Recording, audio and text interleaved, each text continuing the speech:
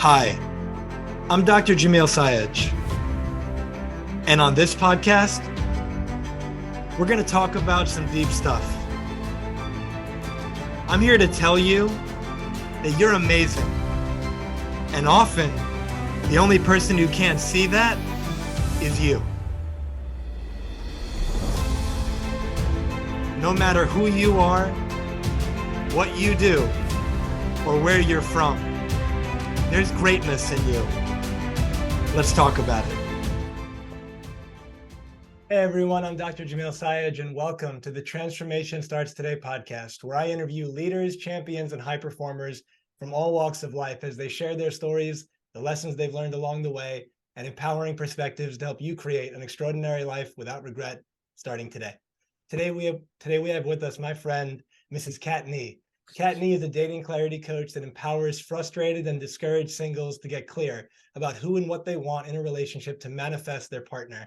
Prior to becoming a coach, writer, and award-winning author, she was a burnt-out workaholic who left the tech industry and her 12-year design career and dived deep in the modalities of personal development, psychology, spirituality, and energy work.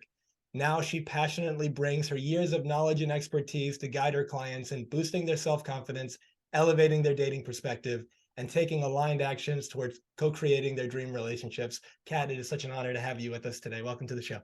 Hi, Jamil. Thank you so much for being here. Super grateful. Of course. Thank you. How are you today? I'm doing amazing. I'm super excited for this conversation with you. Yeah, me too. So to give our audience a little background, it's amazing how time goes by so quick, but you and I met in California, I think back in 2019. 2019, yeah. We had this 2-week psychology training and it was incredible. And then we got to re-meet in Hawaii for a different training that I don't think either of us knew we were going to be there. Not at all. It was And perfect timing. yeah, absolutely. And so I'm ready to dive right in if you are. Yeah, absolutely. So for my listeners who don't know you yet, they haven't heard your story, can you please share with us, who are you and what led you to do what you do today and what inspires you to do what you do today? Wow, that's a great question. So I'm going to rewind back a little bit more. So bringing up to what the intro mentioned, that I was a burnt out workaholic.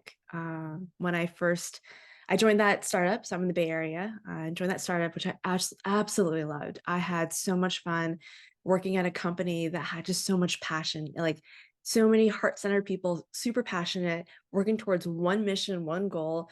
And all of us just poured out our hearts and souls into really wanted to make a difference in the gaming industry. And I just had so much fun, so many amazing experiences being there. And eventually, as companies grow, it got bought out. And when that happened, things started to change a little bit. So it was, I was so passionate, like all of us were so passionate. We wanted to do so much more. We got so excited with this opportunity to be able to do even more with the buyout. And I just started getting spread even thinner than I was before. That I not only felt burnt out, but I was feeling drained and starting to get a little lost and feeling unfulfilled, which was such a big contrast to where I started off being super passionate, just loving what I'm doing and waking up every morning super excited about work, to how I was feeling. And one day I got vertigo. I had no idea what it was. I had no past experiences of it at all. And I went to the doctor. They told me, hey, you have vertigo. And I was like, great. Thinking this day and age, there'll be medicine, there'll be treatments that help me get back on my feet and I'll go back into work. Right. But nope. The doctor said, no, the only thing you have to do is rest. I'm like, wait, what? Rest. And I was thinking, oh my gosh, the universe didn't allow me to just take a pill, get all better, and then be able to get back into the grind that I was in. It forced me, it gave me a condition that made me slow down and rest. So I took that time to rest. And then after I got better, I got back into the churn, right? Like I was like, oh, okay, noticing that was definitely very unusual, but I went back into the churn because I had deadlines, I had things to do, I had a team relying on me. Like there's just so much going on. And nearly a year after that, almost a year nearly, I got vertigo again. And I was like, what is going on?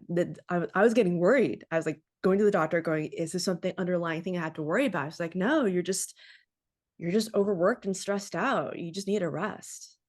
And I was like, all right, that I think the second time really I took it to heart more, going, okay, something has to change, something has to be different.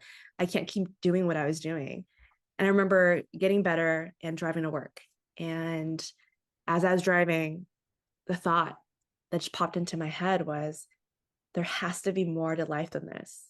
Mm, And that one sentence just sparked this whole decision to courageously quit my corporate job and go on this wildly amazing, transformative, like self-discovery journey to really reignite my passion for life and to find my purpose and discover what to do next.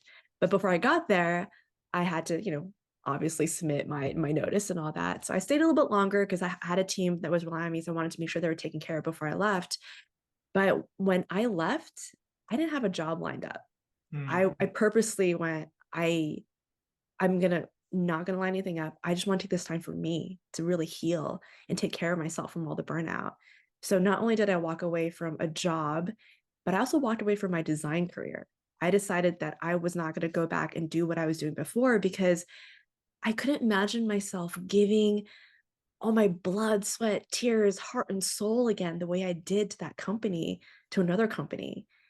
And I felt like if I did, it'd just be a rinse and repeat. So even though I had interviews, I had job offers, like it didn't resonate with me anymore. And I had just to walk away from that. mm. It was liberating and also absolutely terrifying at the same time too. Because like, well, what's next? Right. At that time, my identity was so tied up with who I was as my job. That my job was my identity. And without that, who am I? Mm. And that's why I went on this whole journey. I mean, I traveled to all 7 continents within 12 months. I did tons of personal growth, you know, learned more about psychology and spiritual healing and all that to really find ways of healing myself and finding myself and really find a way to just not only rediscover, but also rebuild who I am in order to create a life that I want for myself because this is my life. I couldn't imagine living my life the way I was before, and I wanted something different. I love that. I got a bunch of notes here. All right. And it's funny too, because something popped into my mind as you began sharing. And the first Yeah. time we met, Uh-huh. for that you and I in a group, we went to dinner, and I think Mhm. we're in the process of writing a book on being a workaholic, weren't you? Yeah, I actually was. I was wrapping up. I was doing edits for my book, Dear Workaholics, which Yes. yeah, is like how to recover from burnout and reclaim my life. And because I went through that journey, I was like, I have to share what I've gone through. So yeah, that's so funny. Oh my gosh, timing. And so like, a bunch of things come up here that for people who are listening, some of them right now, they're where you were, and what you're talking about is maybe bringing up some feelings in them. Because I have here a few things. First, you talked about this thought, something has to change. And you Yeah. you had vertigo, other people who are listening are having other kind of symptoms, but ultimately it boils down to either, not it could be and it could be both, but this mental emotional symptom or a physical symptom that they're experiencing. And it's almost Mhm. like the check engine light on a car. And it goes off and it's telling you, hey, something's wrong with the engine, or the what is it? Tire pressure is low, something like that. Something's Yeah. not right.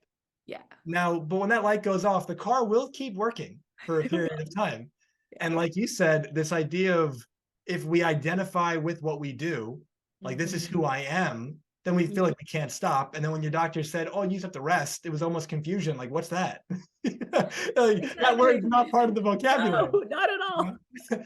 And so when we run ourselves in that way, we lead Mhm. to burnout. And so I love that you said there has to be more to life than this, and I needed to rebuild who I am. And I Mhm. think that on the one hand, that can be the scariest thing for someone to consider, and on the on the other hand, it's likely the most rewarding thing that somebody could ever do. Could you speak to that? Oh my God, absolutely. I remember like thinking about quitting and telling my parents, and my parents are like, wait, what? You are in the tech industry. You have an amazing job, high salary, amazing benefits. You're a woman with like in the position you're in. I'm like, they couldn't fathom me leaving my job and not having another job lined up like that. In their in their like, era, that was not possible. People usually work all the way till the way they retire, right? So for me to go, I'm quitting my job and walking away and not knowing what I'm doing next is they were worried for me, and I totally get it. And I also needed that for myself.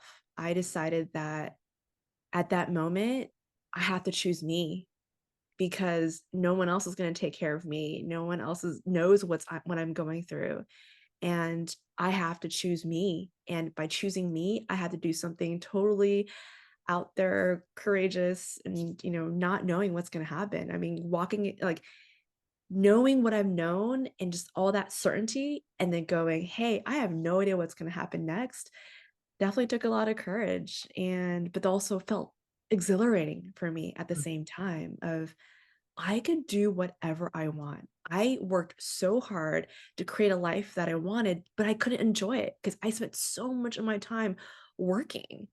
And now that I have this ability, like I could enjoy life. I don't have to wait till I retire. I could do that right now.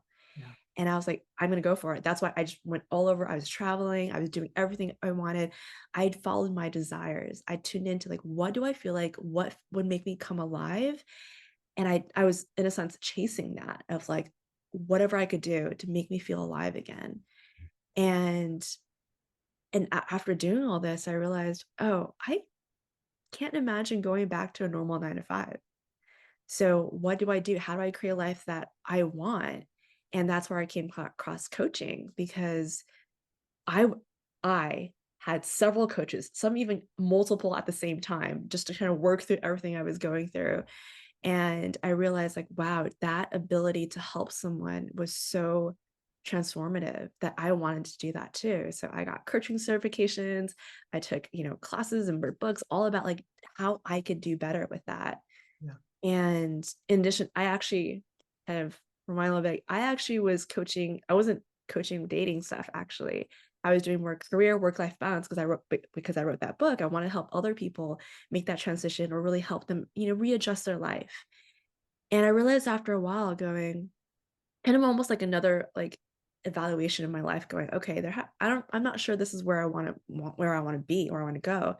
Because looking down the path, thinking what I wanted to do, I would have loved to go back into corporate, do work culture, like really help people change how their work environment is and to have a better work-life balance so people don't get burnt out. I was like, that feels amazing.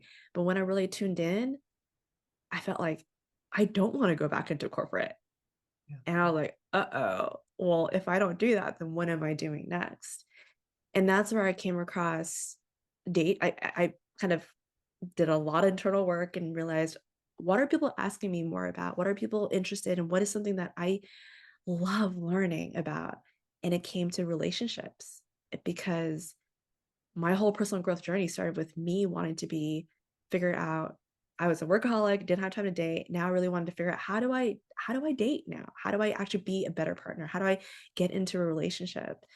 And I did so much of that work. I loved reading about it, learning about it. And I was like, oh, and clients and friends and family were all asking me about that. Mm. I was like, oh, I guess that should seem like a natural transition, right? But I resisted.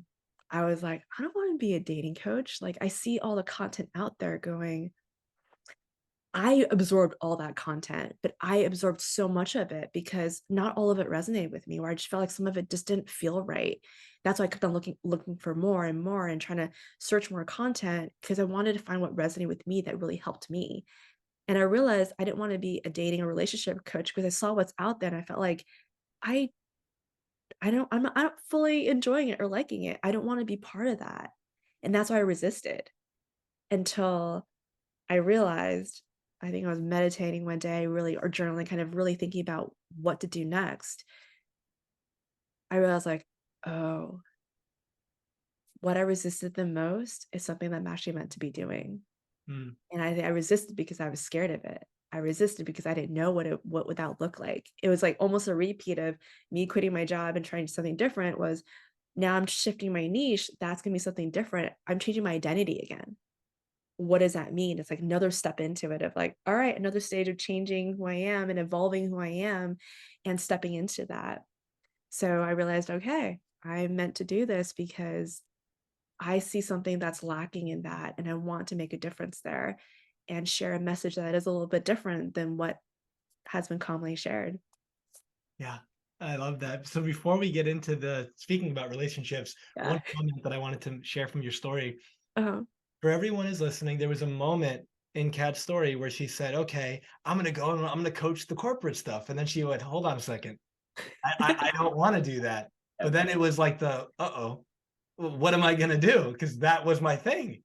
Yeah. And like you said, it could be scary at that point.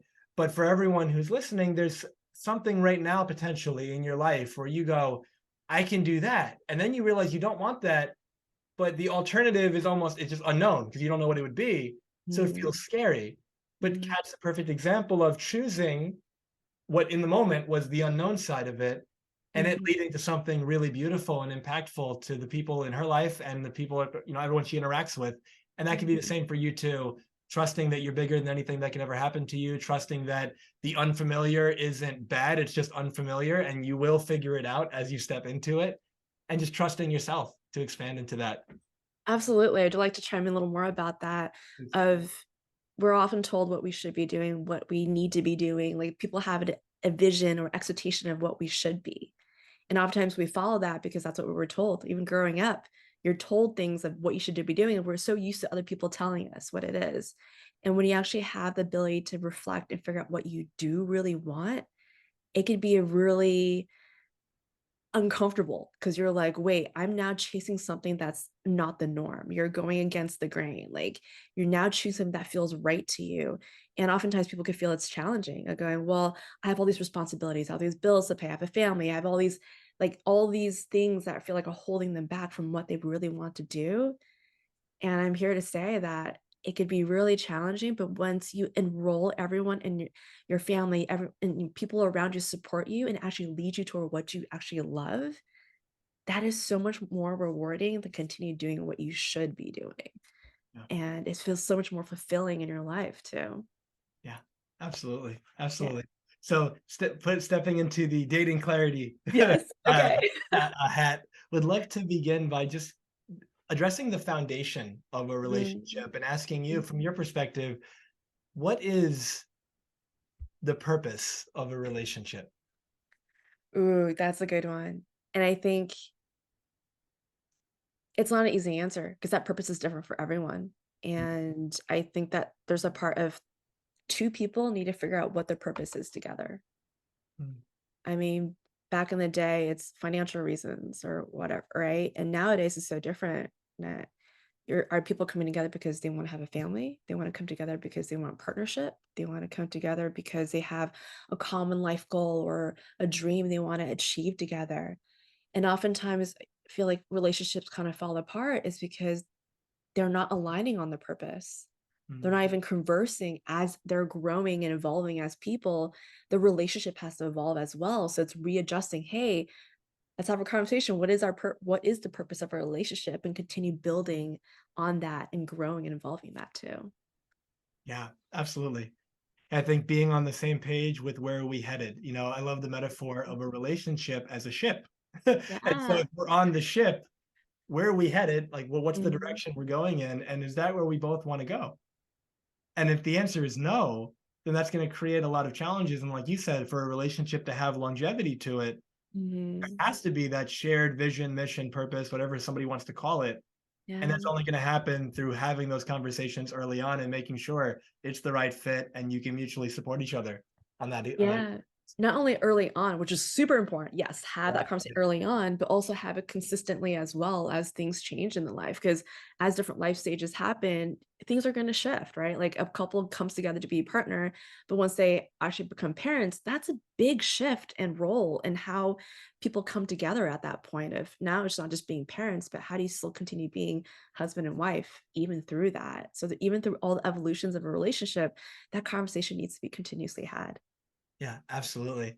There's a quote that I heard from a mentor of mine a couple of years ago that I want to share. I thought it was really beautiful. And he said, the purpose of a relationship is for each person to reflect to the other what it is they need to see to become more of who they truly are. Ooh, love that. And I thought it was just so Absolutely. beautiful because it just speaks to that space of if we say a relationship is a place to give, it's a place where Mhm. you show up not as I'm half and you're half and we complete each other.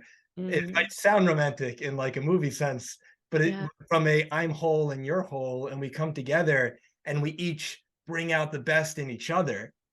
And now it's Mhm. like this spiraling up effect where each of us is becoming a better version of ourselves. And if you also have that Mhm. shared purpose on top of it, a vision, something you want to do together, Mhm. that's one of those, powerhouse relationships. Absolutely. And what you've described is considered a conscious relationship Mm, because that is the intention to grow and evolve and really be the best selves with each other, like helping each other become that. But oftentimes people in relationships don't think about that. And it just they have different purposes, different goals. So yeah, be able to create that conscious relationship where you're really making the effort to grow and evolve together and help each other become that is absolutely beautiful. And yeah, exactly. The power couple. yeah. That's how it's created, right? And going with what you just said, in your experience, what holds people back from creating the relationships they desire in general, like big picture stuff? It's I mean, it's really getting really clear about who and what they want in a relationship. Oftentimes people get into a relationship because like, oh, like they have kind of a fuzzy idea in their head and they're like, okay, they're kind of figuring it out as they go. Or someone's like, I went on a date with someone and he's like, I'm just open to whatever happens. I'm like, I don't, that's not how I work in a sense, because in a sense, when you have that clarity of who and what you want, you could have those conversations with them, right? To know like, okay, this is what I'm looking for, this is what I want. Are we on the same page? Right? You want to have real that clarity in various aspects of your life to make sure you're in alignment to build a life together, right? Like you said, it's two people coming together and evolving, growing together, and help each other be their best selves. And that means their vision, their mission, their alignment has to be there in order for it to happen. But when people aren't clear, then oftentimes red flags that come up and they might unconsciously or carelessly just dismiss them because they get so caught up in certain qualities that aren't even conductive to or conducive to a high quality long-term relationship, right? And if they don't have those conversations and make sure they're in alignment, they might stay along in the relationship longer than they should have, Yeah. or they're in a relationship where they clearly don't want the same things, but they're forcing the other person to try to be in a certain way to be what they want versus allowing that person to be who they are. So I think when people are really clear about who and what they want in a relationship, that allows both people to come up and be who they are and come together as a partnership in life. Yeah. Yeah, I think so much of the importance of knowing what you want also comes with by doing that, you're able to recognize what you don't want, early Mhm. on. And Yeah. I've seen in my own life, and what I've found is that very often the thing that ends a relationship, you could have spotted it right from the beginning, Yeah. but you probably did spot it, but you either overlooked it or you convinced yourself that it was like a one-time thing or that they would change or that something, but you Hmm. saw it right there and it would have been like a big red flag for you and Yeah. you perpetuated it and then Mhm. it built and built up and then eventually that was the thing that ended it, and maybe it's been a long period of time like that you spent learning that, but if you knew what Yeah. you wanted going into it, you would Mhm. have noticed it right then and there, and that could have been what saved you a lot of time. Exactly. And it's having not only recognizing it, but also having the conversations about it. Mm, That expectations, assumptions, those are all things that I consider are relationship killers in a sense, because when you have that set up, but you're not communicating that with your partner, they can't read their mind. You can't read theirs, they can't read yours, and you're just making all these assumptions, or you have these stories in your head of why they're doing something or not doing something. And that sort you get so caught up with those stories that you're not really seeing the person for who they are anymore. You're not seeing the situation as they are anymore, or not even willing to have a conversation about it. And I think that is what actually creates a lot of problems, that people need to have the ability to have open and honest conversations, to be able to be vulnerable with each other, and also at the same time be compassionate as well. Because being in a relationship is like putting up a mirror, and mm. you're really seeing a lot of the deepest parts of yourself, right? You have your baggage, your triggers, insecurities, like all that shows up. And no matter how much internal work you do on your own, things are going to come up when you're in a relationship. There are things that you can't heal and work on until you're in a relationship with someone, because when the situation comes up, that's how you're reacting to it. And because of all that, that's why it's so important to have the compassion, right? To be able to put yourself in the other person's shoe and try to understand them and try to listen versus judging them in some way. Being vulnerable, being able to share what is on your mind. I feel like in a relationship, you should be able to talk about anything and everything. Like if anything is hidden, that creates some kind of problems because you're like, it goes, why aren't you willing to talk to that person? Of is the trust not there? Is there what's coming up underneath that that prevents you to be vulnerable? And openness is so important as well, of being able to really share openly, hey, this is what's on my mind, because the other person doesn't know until you have a conversation. And what you assume may not even be what's actually happening either. So it's better to get the truth from the person and find out from them exactly what's going on with them. Yeah, beautifully said. Similar to, I think courage is a word that comes to mind that is so important because I look at courage and I think of it as courage isn't fearless. Courage means, like the definition of it, you're afraid and you do it anyway because Yeah. whatever it is that you're thinking about doing is that important to you. Like Mhm. what's possible on the other side of that fear is what you really want. And so it can take courage to have difficult conversations, but at the same time, you think about what's the cost of not having the conversation. Exactly. Yeah. And that Yeah. can lead to so many problems down the line, but addressing it head on in a loving, and I always tell people, my clients, when we're talking about relationships, we want to communicate in such a way that it's you and me versus the problem, not you versus me. So we're not coming from this like antagonistic perspective. We're this is a team effort. We're holding hands, we're going after it together. Yeah. And so we're going to have the courage to have the conversation. We're going to communicate as effectively as we can. We're going to try to understand each other as well as we can. Because I often find, and you probably see this as well, Mm. so many problems in relationships are caused by miscommunication where Mhm. one person said something and the other person heard something else. Yeah. We assume that because we're speaking the same language that we mean the same thing. And words So can far mean from very that. different things for different people. Yeah, and not only that, the words mean something different because of the experiences they've had, how they grew up, what are beliefs they have, or their values. There's so many different things that lead to their interpretation of what's happening. And that's why I feel like you have to have that conversation. You need to ask them, even if it's you feel like the stupidest question of like, what is going on in your head? Like what, or like you notice something and just ask, right? And just create that environment to have these open conversations because you don't know and you can't know until you actually ask the person. And also admit too if like there are times where the person might not even know what they're feeling or what's going on because they're in the moment, they're in that emotion, they're really triggered, they can't step outside of it. And it's okay to go, hey, I need some time to process what I'm going through before I come back and talk to you. But it's also realizing, hey, let's actually make sure we address it as well. So it doesn't get swept under the rug and ends up being this bigger issue, like this elephant in the room that's not talked about until it blows up. Right. Hmm. Can you speak to, I alluded to it earlier, this Uh-huh. distinction between focusing on what you're not getting Mm. versus what you're not giving? Ooh. Yeah.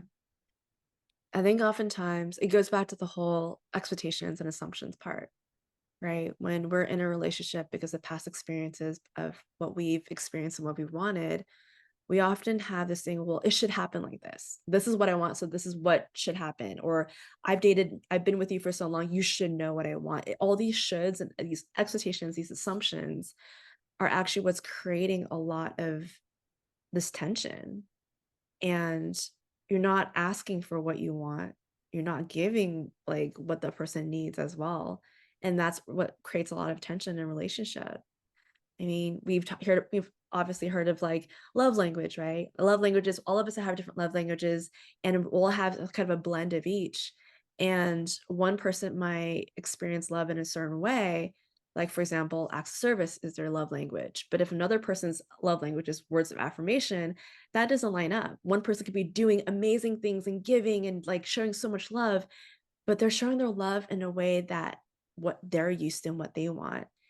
But if that your partner wants to be heard of like that they care, you're appreciated, they're respected and all that stuff, but you're not saying it, they don't feel loved, Mhm. right? So it's finding in a relationship and figuring out what each other's love languages are, figuring out what each other's needs and wants are. And instead of focusing on, well, you're not giving me what I want, so I'm gonna give you what you want. Like when we start playing those games, that's not a relationship anymore. You're just it creates more tension. And then oftentimes it's actually being willing to do something different, be like, hey, have a conversation or take action and start showing up differently and actually giving and being more loving and more caring to your partner and make your partner go, whoa, what happened? Maybe it's something for me to change as well.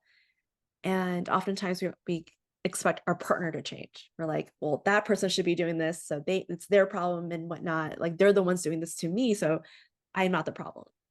But oftentimes we can only do control what we are doing and saying and how we're responding. And it's actually inspiring your partner to follow suit, not making them do it or giving them ultimatums. Because if you're forcing them, it's not coming from a space of they're wanting to change. And that could just be really temporary, right? But if you want deeper change, you have to inspire that person to change themselves and actually work with you in this relationship. Yeah. Jen, just to give our audience some background in case they're not familiar, The Five Love Languages is a book. I believe it's by Gary Chapman. It's a Mhm, great book. And in his perspective, there's 5 ways that people give and receive love.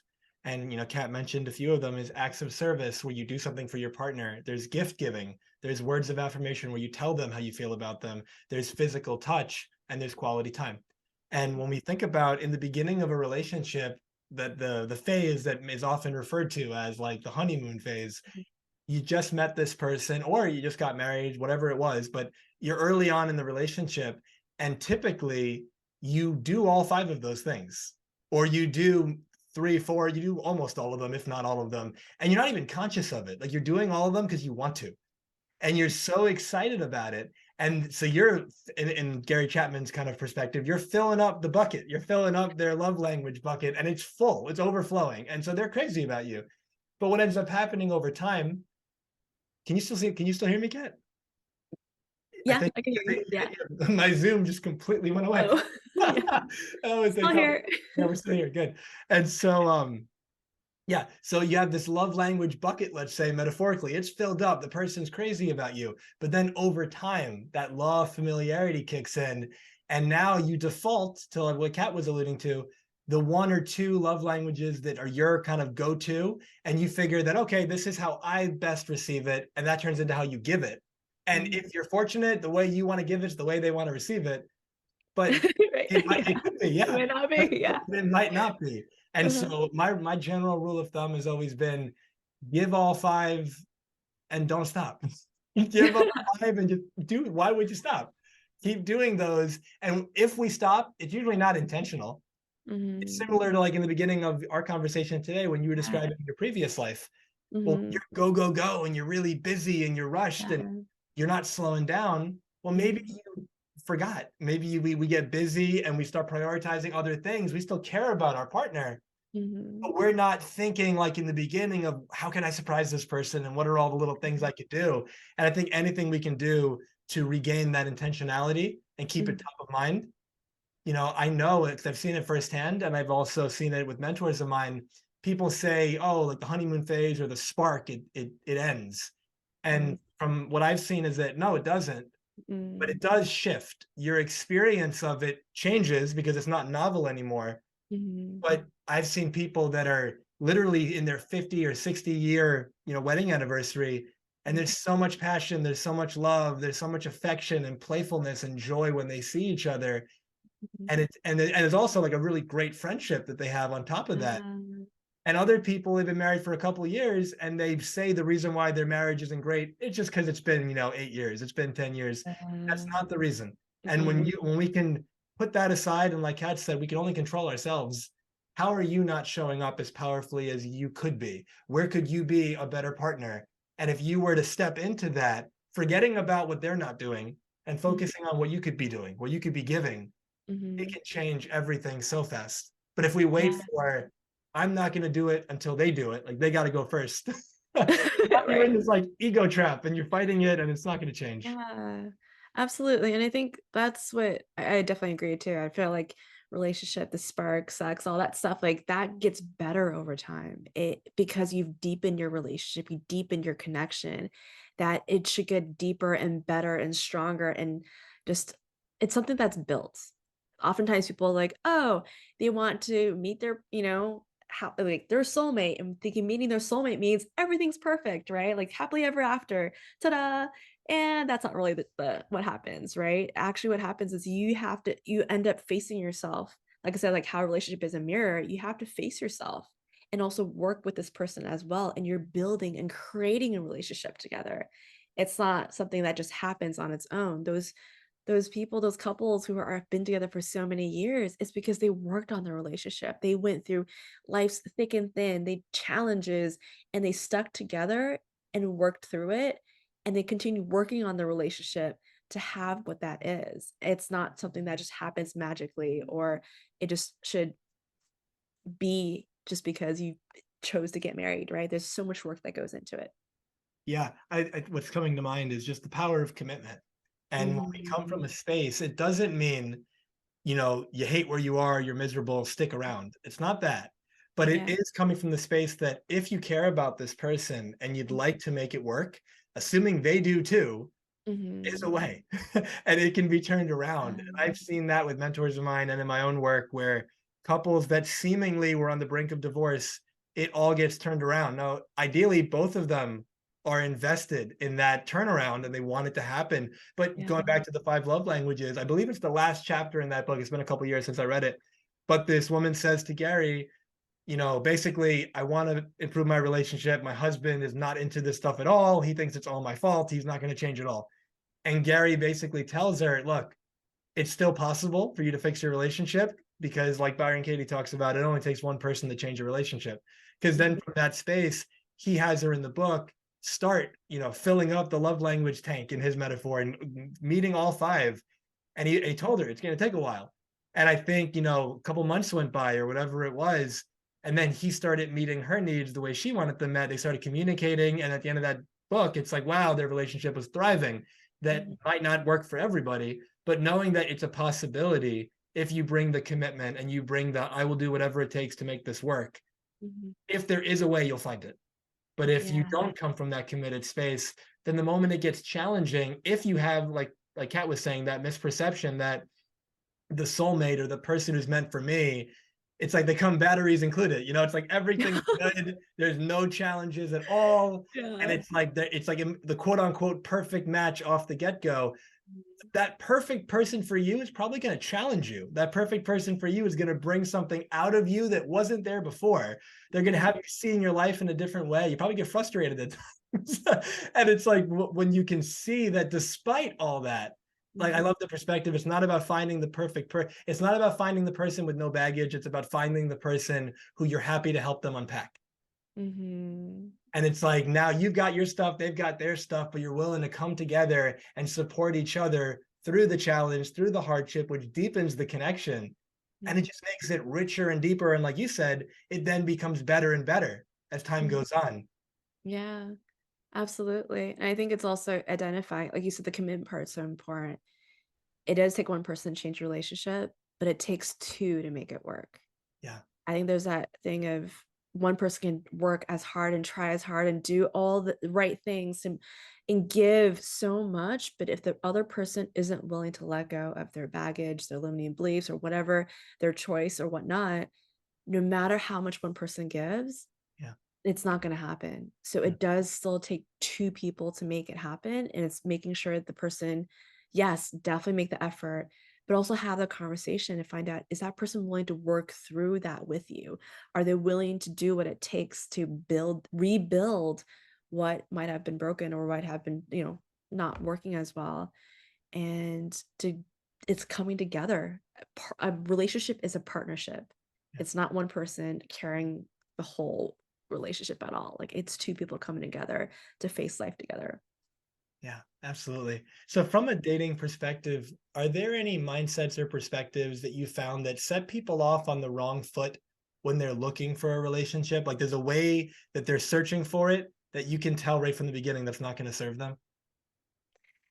Yeah, it's the whole, it has to be this way or else, right? They have this expectation of like, I mean, even if you get clear about who and what you want, if they're so set and it has to be this image and this, and it has to happen this way, it has to be like that. When you have all these really heavy expectations, you're not allowing that person to really show up as who they are. Like you're putting and kind of projecting and throwing all your baggage on the other person in a sense, Mm. right? But when you let go of the expectations and just choose to be curious instead, be like, I'm curious to learning more about you. I'm curious to find out more about your like what's going on with you, what you're thinking or what you're doing. Like when all the expectations is transformed to curiosity, that is when a relationship definitely works a lot better because there's no expectation of what it needs to look like. You're finding out, ooh, what's going on with you? Let me learn more about what like who you are,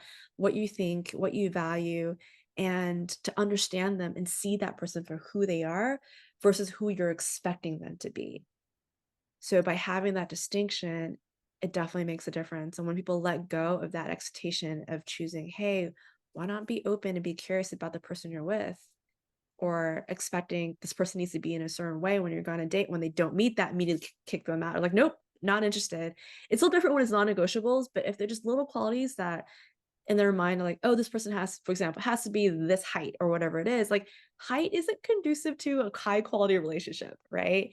It's really getting to know who they are and what they value. And sometimes people could dismiss some of that just because of certain qualities they have really stuck in their head of what they expect.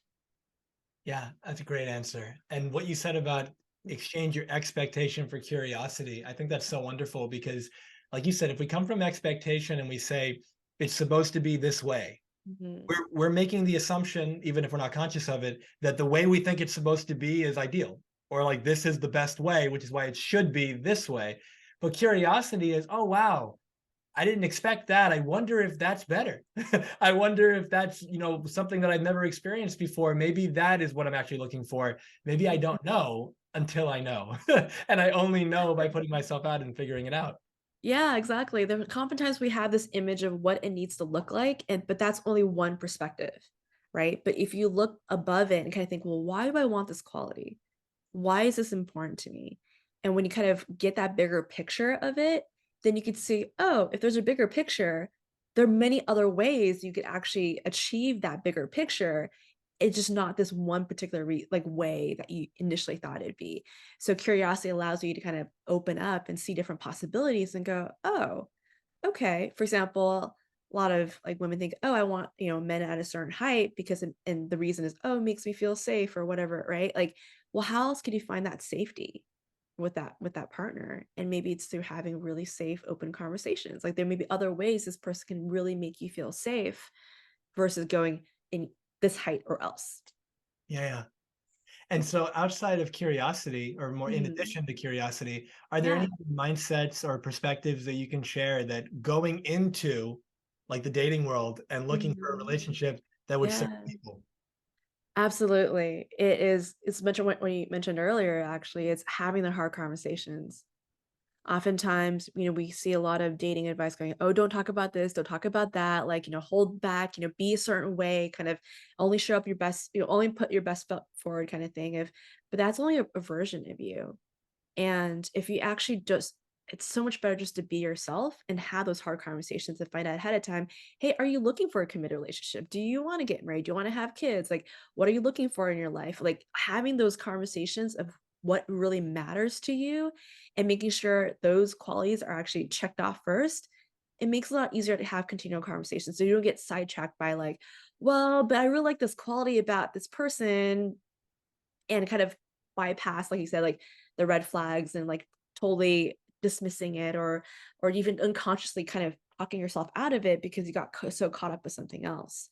So by being really clear about what who and what you want and then having those hard conversations make it easier to filter through your dates quicker of like, well, this person doesn't want kids. Okay, like let's not even get into further dates because it's really clear, right? So it makes it so much easier when all that is upfront and having these conversations and also being completely yourself instead of just showing up as a only version or kind of like holding yourself back, waiting because you're scared you're gonna like, I mean, you're scared you're gonna like scare that person away. Right. Yeah. And a big thing that shows up for me when you share that, and this is just my Mhm. perspective, but Yeah.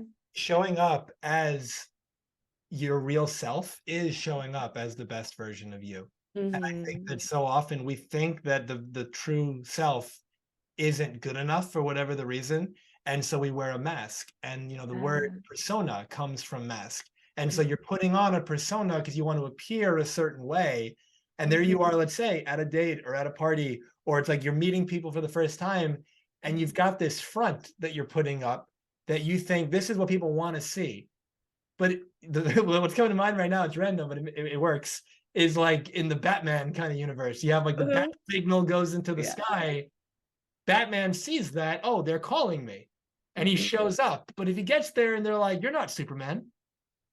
Well, you didn't put the Superman signal, you put the Batman signal up. In that Mhm. same way, here you are putting out a signal, Yeah. and something's going to get attracted to that. And if it's not the real you, you're not going to be compatible with whatever it is that you're calling in. And so Yeah. you're actually wasting your time. The real version of you, there's somebody who's going to absolutely be crazy in love with that version of you. And when you bring that out, the ones that aren't interested in you, that's what you want, because you want to filter out the ones that don't. Exactly. Yeah, and just to add to that of when you put up that persona, it ends up being something you have to keep on doing over and over. You have to keep on feeding into that persona. You have to continue being that, and it gets exhausting. It gets tiring because I've absolutely done that in my past and realized I didn't realize how thick of a mask I was wearing and how much weight it felt like until I finally broke up with him and when I dropped that persona, that mask, it was like weight off my shoulders going, "Oh my gosh, I wasn't truly who I am." And if I continued staying in that relationship, I would have been miserable because he expected me to be a certain person because that was the persona I put up. And then he wanted me to change more. I was like, but that became further and further away from who I really am. And that just doesn't work. So it's better just to not have like we all have our personas in some ways, but it's having that as thin as possible and show up as much as you can to be you because one, it's less stressful. You don't have to like hold up any particular like lies or like hold up certain kind of visions or like, you have to be in a certain way. When you're just completely yourself, you feel so much more relaxed. You could be who you are and you want that person to see who you are anyways. And like you said, yeah, there's someone out there who loves you for exactly who you are. And when you find that person, that's what makes it beautiful and magical and feels like everything is in alignment because you're you, Yeah. and you're in a relationship being completely yourself. Yeah. And to your point, if we're wearing the mask and we're pretending to be something that, really isn't how we truly want to show up as, Mhm. deep down, what we want is to be loved and chosen and accepted as we are. But Yeah, the signal we're putting out is going to prevent that from happening. But if yeah. we are willing to actually take the mask off and just be seen, Mhm. then that's the only way to actually attract that true love. And the other thing that came to mind, you talked about in your previous relationship, this idea that, I was wearing the mask and it was getting so heavy. And if Mhm. we're willing to put it down, the challenge becomes, if we're not willing to put it down for a period of time, first of all, you get to a point where people say in relationships they've been together for a certain period of time, and then one partner says to the other, you changed.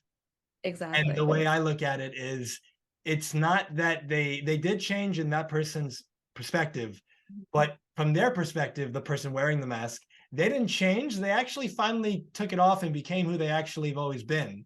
It's Mhm. just that you never knew that person. That's not the person you probably fell in love with, and Mhm. you fell in love with the mask. And Mhm. that's also a really horrible place to end up, because now the person cares about the mask, you take it off. Now the chemistry is not there as much, or they don't like you as much, Mhm. but you played a part in the creation of that. And so Yeah. when we can put it down and say, you know what, maybe I did that in my past, I learned from it, I'm just going to be fully me, fully authentic. I come from the perspective of just be you all the time. It's Mhm. not a it's not exhausting in any capacity. It's the easiest thing you could possibly do when you're okay with it. Because if it feels exhausting, it's only because you have some beliefs around why it's not okay and you're fighting it. But once you're okay with yourself, like Kat says, you've done the internal work. it's the most effortless thing to just be you, have fun, and enjoy your life, live a life that you're in love with, meet people along the way, share what it is that you love, see how it Mhm. lands for them. And if they're like, oh my God, that's awesome, I can't wait to be a part of that with you, let's share that, then boom, you have a great relationship in the works. But if they say, oh, that's not really my thing at all, and I don't like that, okay, that's completely okay. And it's what's the word? You are entitled to Mhm. your own life, whatever it is that you want. And I guess we just Yeah. be together, and that's okay. And just kind of a little tangential off of that too, of it's okay if you don't like the same things or have to have everything in alignment. Just making sure the bigger picture things are in alignment, and other things that differences that you have between two people actually is what's make the relationship interesting. Because you don't want to end up just dating yourself. Like that could be a Mm, little boring, right? But if you date when you have those differences in the relationship and be like different interests and whatnot, you could teach each other. You could share that with each other. There's that part of it's okay to have the difference be there. It's embracing the differences and learning how to have those differences work together as well. mm, wonderful. Yeah. Can you talk about in the bio? I mentioned that you help people increase their self confidence. Can you talk about Mhm. how you typically go about doing that?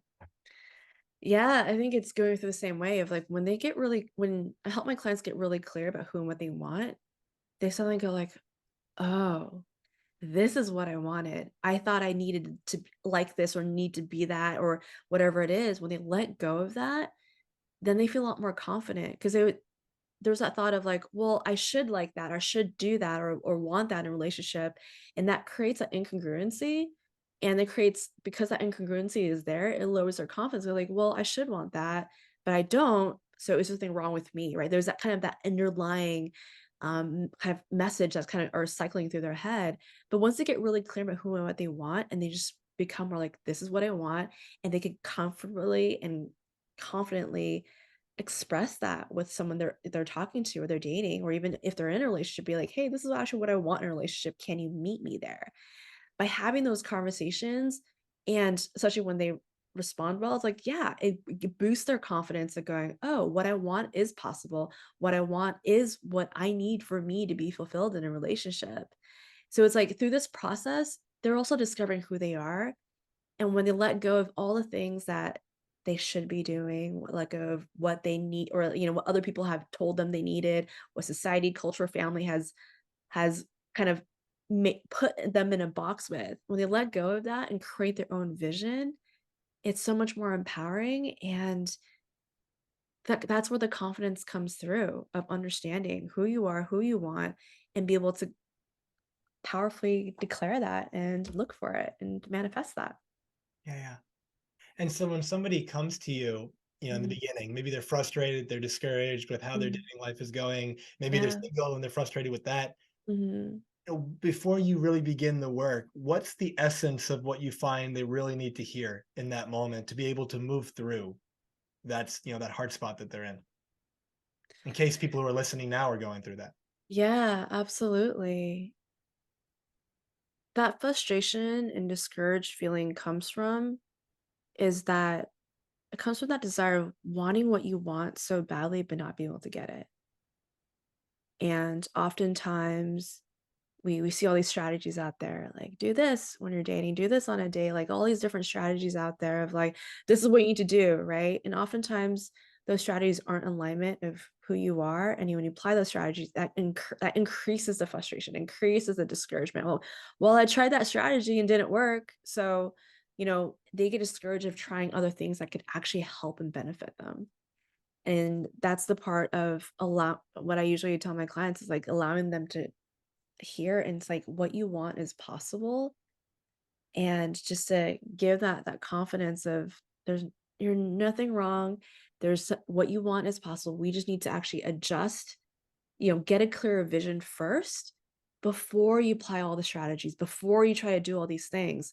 Because once you have a clear plan of what you're looking for and what you want, it makes it so much easier to have those conversations, be able to filter through dates. 'Cause people are like constantly swiping. I'm constantly swiping. I'm not getting anything. Well, yeah, because you're not doing it more intentionally. When you have that clarity and that intention, that swiping becomes less stressful because you're like, yeah, of course, that's not what I'm looking for. So why would I stress about it? Right? When you let all that go and start and when you actually have that clarity, you'll find it my clients find it really interesting too. Like they start noticing, oh, what I want is starting to show up more. Like, oh, yeah, this person profile mentions it or like and all that. It's because we're allowing our conscious mind to start noticing what we actually want and allow that to surface more versus getting lost in the noise of everything that's out there. Something that you just said that's so cool. Just the idea that when you know what you want, you start noticing it out there. But the thing is that you likely had saw it many times before, but you Mhm. just didn't know it's what you wanted consciously, and Yeah. you overlooked it. And because people get so focused on what they don't want. They feel like, "Well, I don't want this, I don't want that." Well, if you keep on saying that you don't want it, like, that's what sometimes what keeps on surfacing because your focus and your intention is on what you don't want. And when you start shifting your attention to what you do want, that's when like, "Oh, what you want is possible." You're seeing more and more if, like, other couples are like that. We're seeing more, profiles coming up or, like, you just see more examples of what you want is possible because you shifted your focus. Yeah. Something that's coming up for me right now that I'd love to share, something is an exercise I share with clients if it's appropriate. And given our conversation and our audience today, I think it'll really help. So if anyone is single, this is like a simple framework that I share with clients. It's like step one, identify what it is that you want, like really get clear. And that's what Kat's talking about. Step two is what are those non-negotiables? What are those red flags for you and so now you're able to recognize it right from the beginning. Mhm. Step three is you revisit step one and you see what are the things that are necessary versus nice to have. And like Mhm. you're talking about height, right? So I might say a certain height, but then I get to step three and I go, well, if the other like 20 things are present, the height might not be as big of a deal. And so now we're able to kind of in our mind be with it in a different way. And then that final step is okay, given that this is what I want, how do I need to show up to attract that, which is usually be that. Mhm. So for example, you want to be with somebody who's really active and they hike and they're healthy and they do all these things. Are you doing that? Because they're going to want to be with somebody who's doing that. And if we're not putting it, the whole spotlight thing, whatever you're putting out, that whole like attracts like kind of thing, it is true opposites attract from a polarity perspective, but there's also like attracts like. Somebody who's really fit and athletic and runs all the time probably wants a running partner. They don't want to be with you if you're not going to do that. Mhm. And I definitely wanna add to that too is how my process is a little different than just writing down, "These are qualities of what I want in a partner." And what I do is also go, "This is what you want," but also how does that person show up with you in the relationship? How do you show up with that person in the relationship?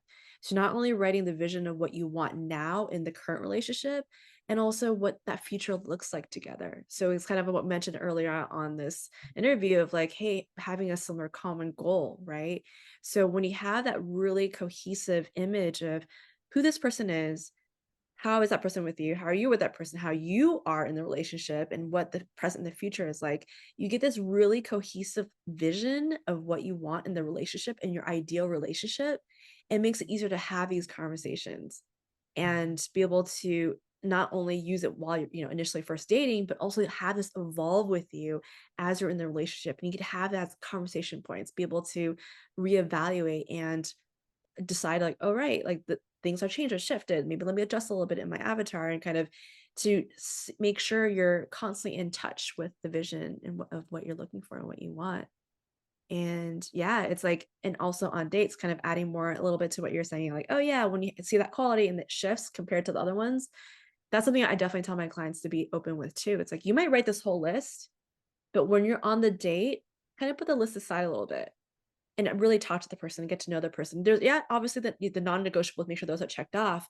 But the other ones underneath the list and maybe under the third or five ones, like underneath that, kind of get to know the person more and see how those qualities actually might shift in your list as you continue dating them.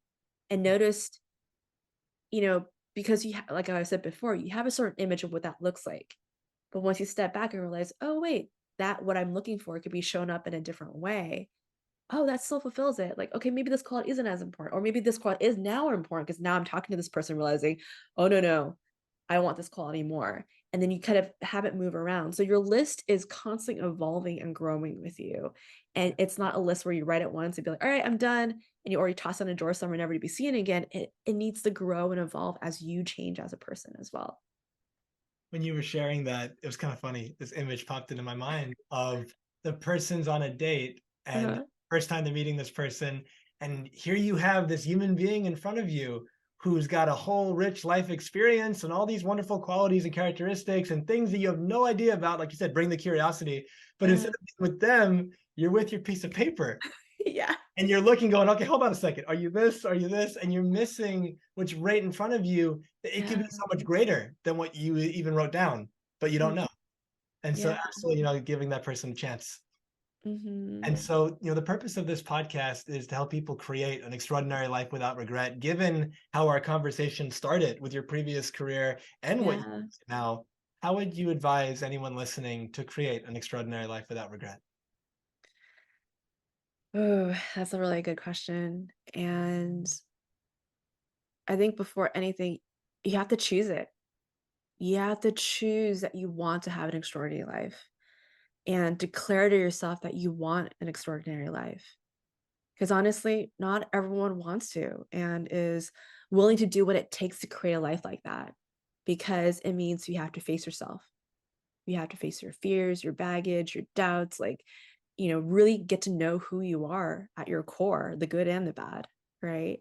And then not only have you face yourself, but then now you have to make the effort to make the change in your beliefs, in your habits, and your strategies to life, and kind of knowing who you are as well. So, in order to create an extraordinary life, you first have to choose it and be willing to do what it takes to make it happen. Mm, And in addition to that is also knowing who in your life is there to support you to create that vision. You can't create that extraordinary life on your own. And I think that's why relationships for me is so important. It's finding that partner who can build that with you. Your partner is such a crucial element. They can really make or break whether you can create an extraordinary life or not, because having their support, their love, their willingness to help you out and to create this extraordinary life together as a couple makes it so much more possible than you trying to do it on your own. So, who you have in your life is so crucial to building that. wonderful. And part two of this question, if Yeah. our conversation today was your last opportunity to share your message with the world, what would you want to make sure people left with today if they would never hear from you again? Mm. It is kind of what I mentioned earlier of how being in a relationship is like a mirror being put up and really seeing the deepest parts of who you are. And you want people to really think about how they show up in a relationship too, of who they are and who they're with, and also be willing to have more compassion and more vulnerability and openness in the relationship. And obviously curiosity too, right? That we talked about earlier. And it's important to be intentional with your relationship too, of figuring out what is that purpose that's bringing you together, and how do you continue working together to create that vision and that goal. And what we talked about earlier, people always seem like, oh yeah, after a while, relationships start to get stale or boring. It's just that's facts of life, right? But honestly, that's a choice. When you're intentional with your relationship, you choose and you want and you are working with this person, your partner, to create a more conscious relationship, a deep relationship with so much passion, love, fun, and just curiosity, and just like really build an amazing relationship together is it's so important. And that's what I was saying. It helps you create that extraordinary life that you really want of having that partner with you. So, yeah, my message is, be intentional with your relationship and really take the effort and time to bring more compassion, vulnerability, and openness to co create that relationship that you really desire and want. Fantastic. Given all the choices that you've made that's led you to where you're at now, does Mhm. one stand out to you that was either what you might consider a big Mhm. decision or a risk that you took that paid off that you're really grateful that you did, and why? Yeah, I think I mentioned it earlier, maybe a few times, of the whole just because it's unknown, it's unfamiliar, doesn't mean it's wrong. And then when you have that courage to step into following your heart and your desire and what feels right to you and go for it, it could absolutely change your life. And it's okay to feel all the unfamiliar feelings of, I don't know what's going on. I don't know what to do. Fear of the unknown, fear of what's going to happen. Are people going to support you or not? There's so much stuff that can come up from that. But when you really believe in yourself, believe in what you desire, believe in what you want, and have the willingness to just go for it, it's beautiful. That means you're actually living a life that you want and you desire and what makes you feel fulfilled versus what other people are putting on you or expect you to do. So, yeah, I think it's having that. The biggest lesson is it's okay to be scared. And like even what you mentioned earlier with that quote being courage, of courage, right? Of it's okay to be scared, but knowing that when you have that courage to do what feels so right to you, that's when you really could really come alive and live that extraordinary life that you want. I think that's such a great way to wrap it up. What you just said, the courage to do something that feels so right to you. Mhm. What if we played with the possibility that it feels so right to you for a reason? Even if we don't know what that reason is, there's a Yeah. there's plenty of things that don't feel right to you to do that you're afraid of. This thing Yeah. feels so right, even though there's fear. And what Mhm. could be on the other side of that? And you'll only know if you give it a shot. Absolutely, and be okay when it kind of shifts and pivots as well, like it's in my story earlier, I left my career, I went to coaching, I did coaching, did totally pivoted my niche. It's okay when things are shifting and changing, but it's continue following that desire and knowing, "All right, this is gonna lead me somewhere for a reason. Everything you've done in the past are just stepping stones to where you're meant to be." Wonderful. And so as we wrap up, Kat, what are you Yeah. working on now that's either exciting you or you're working towards it and it's just really captivating you? Yeah, I am so excited about this. Funny that, beginning of when you talked about I was writing another book. I'm actually working on my second book right now, and it's actually going to be a guided journal to help people create and write their ideal relationship avatar. Everything that I was mentioning before, getting really clear that vision of what you want. And I'll be releasing that on Amazon right before Valentine's Day 2023. So I'm so excited to be sharing that and be able to help people create that clear vision and knowing that this is for people who are single, also people who are in relationships too, to kind of get clarity in what they want to really, you know, to notice the gaps of what in a relationship, like notice the gaps of what you want and where it is right now, and to have those conversations with your partner or with your date to make sure you're in alignment with all these different aspects of your life. So you're co-creating this amazing relationship and extraordinary life together. Yeah. Fantastic. And so please definitely share it far and wide. So and I'm Yeah. glad I can share it with the listeners as well when it comes Uh-huh. out. And so how can our Absolutely. listeners learn more about you, how to connect with you? Maybe there's a way they can find out about that when that comes out Mhm. around Valentine's Day. Yeah, absolutely. So really easy. So you can find me on Instagram and Twitter, and my handle is thoughtfully cat. And also my website is thoughtfullycat.com. So you can find all the information there about and if you go to thoughtfullycat.com/journal, you'll be able to go straight to finding out more information about the journal when it releases and all the goodies and early access stuff that I'll be giving out. Perfect. I'll have the links to in the show notes to everything Kat just talked about. So it's clickable, easy to find. Absolutely. Thank And you. for our audience, you're welcome. And thank you. And for our audience today, if you enjoyed our conversation, it would mean a lot if you left a review wherever it is that you're tuning into this. It goes a long way, helps other people find the show. And share this. You or someone that you know right now, they want to either find a relationship, they want to improve the relationship that they're in. Maybe they can work with Kat directly. There's so much available to them here. Spread the word far and wide. And Kat, before we wrap up, is there anything else you'd like to say? I am thank you so much for this opportunity to talk to you and have this awesome conversation and be able to speak to your audience as well. So thank you so much. I'm so grateful. And yeah, thank you. Wonderful. Wonderful. Thank you so much. You're so welcome. It was a real pleasure to have a conversation with you again. And I will see you either in March or September. Absolutely. Yeah. And then so as we wrap up, my life's work is to help leaders, champions, and high performers to create an extraordinary life without regret, to experience more happiness, peace, and fulfillment as they're building that life that really matters to them. And if that's you, let's have a conversation. You can find me at jamilsayed.com and book a call there. You can check out other episodes of the podcast. I believe this is episode 31. And it's just been such a privilege over the last 8 or 9 months or so. Crazy to think it's already been that long, but 8 or 9 months or so, all the guests, the different episodes, different topics, and it's just been such a blessing for me. And I've also been told by many, many people how the podcast is impacting them in a positive way. So if you've been tuning in, thank you so much. I appreciate your time and your attention immensely. And I'll have the links in the show notes as well to connect with me if that's what you're looking for. I call the podcast Transformation Starts Today because I find that most people's favorite day to change their life is tomorrow. And that's why they stay stuck. But you can be different. You could think about what Kat and I discussed today. You could think about either the relationship that you're in or the one that you want to be in. You can apply everything we discussed. You can reach out to Kat if you're looking for some additional help on that. And your whole life can begin shifting right now. There's no reason to wait. Transformation always starts today. Wishing you all the best. Take care. Thank you for being with us today. If this conversation served you, it would mean a lot if you left a review and shared this with anyone who may benefit. An extraordinary life without regret is available to you now. Choose it. It's your time.